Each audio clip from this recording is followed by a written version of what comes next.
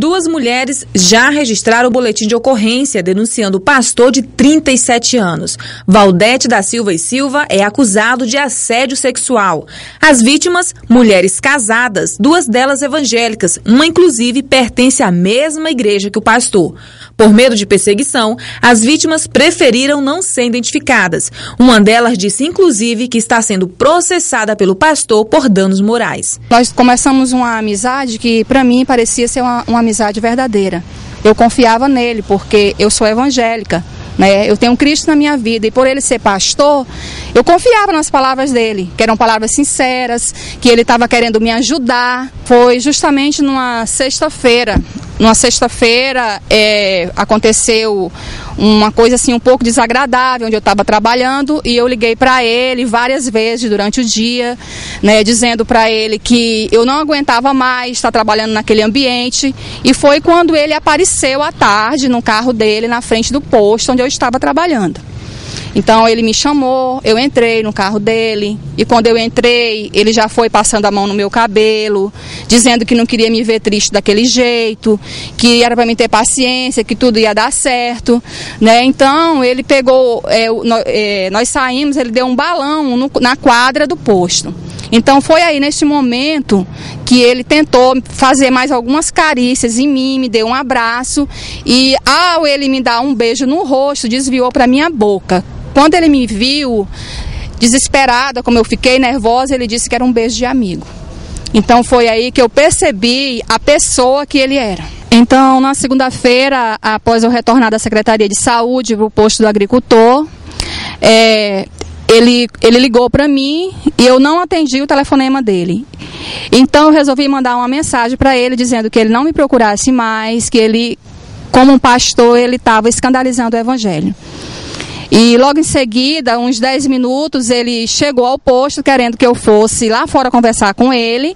E eu disse para ele que ele se retirasse dali, que eu não tinha mais nada a tratar. Então ele ficou muito furioso, começou a gritar comigo, dizendo que achava que eu era uma outra pessoa. Após o acontecimento, eu e meu esposo resolvemos ir até a delegacia da mulher para prestar queixa contra ele, né? E depois, interessante que depois disso, antes disso eu era a vítima e depois ele mesmo resolveu ir prestar uma queixa contra mim, querendo uma indenização, dizendo que eu é que estava atrás dele, que eu era a pessoa que não prestava. As mulheres que denunciaram o assédio relataram a situação aos companheiros.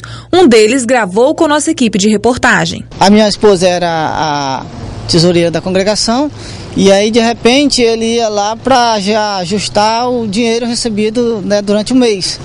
E aí ela foi notando que ele frequentemente indo lá não era só para pegar o dinheiro, mas também com uns interesses que ela desconfiou de querer ter um caso amoroso com ela. E ela me comunicou, né, me falou, e aí eu, sem saber o que fazer, até porque proverbal não serve mais hoje, e aí a gente combinamos junto e resolvemos botar uma câmera escondida para ver realmente qual as intenções dele, até porque a gente não tinha desconfiança dele por ele ser um líder religioso, né, pessoa espiritualmente divino, vamos falar assim, em que a gente deve confiar. Então, pela aparência dele e também pela maneira dele se comportar, a gente não desconfiou. Até então eu vi o vídeo que eu gravei lá em casa com ele, aí foi que realmente a gente provemos, na verdade é essa, que ele estava com segundas intenções. Chega um momento no vídeo em que ele quer passar a mão nela, ela não permite, e outro momento em que ele chama ela para o quarto. E não só isso, mas outras coisas mais, que é terrível. Eu como marido dela, vendo a imagem, só mesmo para suportar e respeitar o lado humano e não fazer nada com ele. O vídeo mencionado encontra-se na delegacia e será anexado ao processo. Além de ser membro evangélico, o pastor Valdete também era coordenador desta unidade de saúde aqui no bairro São José até pouco tempo, quando foi afastado do cargo devido à denúncia.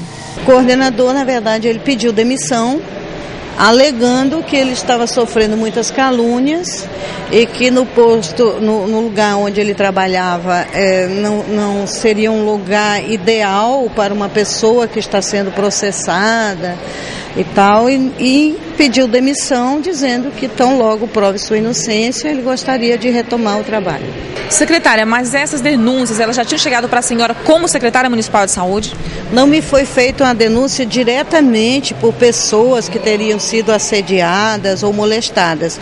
Vieram conversas de pessoas, vieram me contar, né? Tanto que no primeiro momento eu estava chamando o diretor do posto para ter uma conversa, saber o que estava acontecendo, que havia essa conversa, né, essas coisas de denúncias, e ele nem chegou a comparecer para a conversa. Ele veio já para pedir demissão. O pastor não quis gravar a entrevista. Ele disse que está sendo caluniado e que tudo está nas mãos da justiça e que provará sua inocência. Só então irá se manifestar publicamente.